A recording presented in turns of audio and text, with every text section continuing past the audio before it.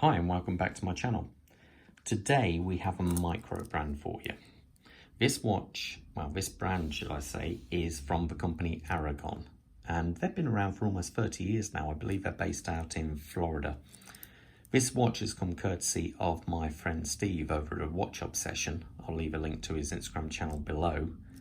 And this model is called their EVO, and it's a beast. The size of this watch is 45mm by a whopping 17mm thick and a 50mm lug to lug. The bracelet size on this watch is 22, but don't let the sizes put you off. You'd be surprised how well this sits on the wrist. Zooming in closer on that dial, we have the white faced model here. It is available in many different color options. The party piece of this one though is that white dial is fully loomed, so you do get a lot of lume on this watch, but I would say the hands do seem to glow more so than the actual dial. The handset on this watch is really quite nice. It has a spine running down the center of it and goes over at the angle. I think you can just about pick that up on the pictures there.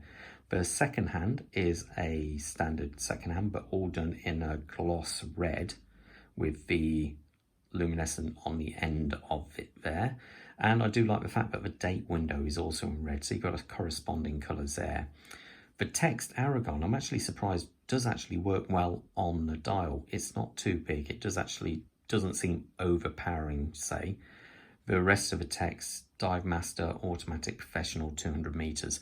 The 200 meters, I am somewhat surprised at, being that this is such a chunky watch. I thought it might have been at least a 300 meter watch, but there again at this price point, and I should point out the price point being $450 on their US website, though on the Black Friday deals and other sales, I have seen these watches go for under $150, which at that price, they are an absolute bargain.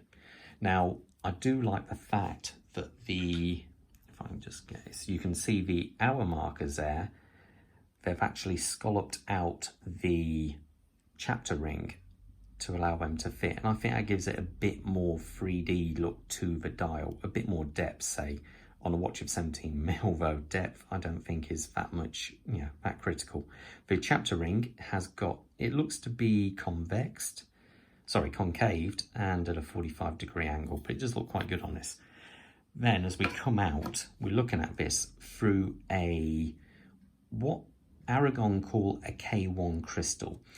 All I've been able to find out, it looks to be a hardened mineral crystal. It is also ever so slightly domed, but only slightly. And then as we see here, we have this wonderful bezel. The actual bezel numbers are fully loomed, and again you do have a angle coming down to the crystal, but its party piece is this fantastic machining around the side here. It just looks and feels fantastic. As for action, let me just zoom out to get a slightly better perspective here. It's actually surprisingly nice. It's very firm, but you have such an amount of purchase on this side here that it's simply not a problem to turn. The sound, very positive. The play, and there is a little bit, but not much. And again, at this price point, I don't care. But most importantly, it does fully line up, which is good. So as we come away from that, we can see the case of the watch. We have this nice brush finishing across here. We have, again, lengthways brushing on the lugs. The top of the lugs actually feel a bit smoother than the actual side of the body. On the side here, we do have a signed crown in the red again, which is quite nice, and it is a screw down crown, as you can see there. Just screw in quite easily actually, which is always nice. Now let's get to the back of the watch, and as you can see here, we do have a display case back on this watch, which is nice. The movement you can see in there is the Seiko NH35, which, let's face it, at this price point is the go-to movement really. See that on the Ota 90 series. And this one I know is a solid movement. We also have a screw down case back there. Now, coming away from that, we have the end lugs. Now, the end links, sorry. The end links on this, there's no sideways play like you tend, or very minimal sideways play as you would get on a Seiko. There is a little bit of movement here. I don't know if maybe you could change the spring bars out, maybe put slightly thicker ones in, but I believe these are the original ones, so I think it is what it is. Though the actual bracelet is quite nice on this watch, especially at this, this kind of price. It is an incredibly thick bracelet. It's a 5-link design, and I believe it is only split pins in this, but it does seem really solid. And being that it's a straight cut 22mm, because of its weight and thickness, it actually makes this watch surprisingly comfortable to actually wear. The clasp, you've got 3 levels of micro adjustment. You've got a very nice signed clasp there. The action, very positive. Now the only downside is you do have a folded steel arrangement here.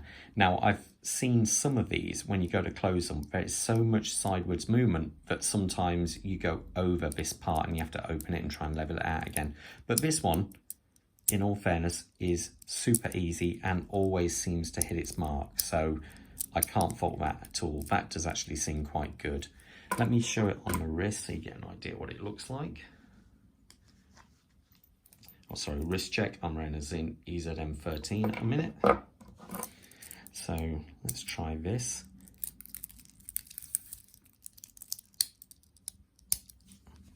Now, even though the watch is incredibly tall, this bracelet offsets the weight of it really, really well.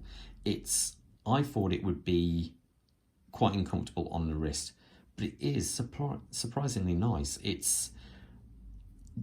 I truly was surprised how comfortable this watch actually is. I thought it was going to be so top heavy, a real monster of a watch, but it is actually quite nice. My wrist size, I should say, is just over 7 inches. So not too big, but it does, this watch really doesn't look, overpowering for my wrist per se. And it just sits really nicely. So, overall, I'm surprised by this watch. My friend Steve said, because when I first seen it, I thought it would be too much, but no, I really am pleasantly surprised, and like he said, I would be. So, there you go. That's my little review of the Aragon. I don't know if it's kind of watch you guys would buy, or if any of you got any experience with this watch, but yeah, let me know in the comments below. Okay, all the best and stay safe out there, and I'll see you at the next review. Take care. Bye.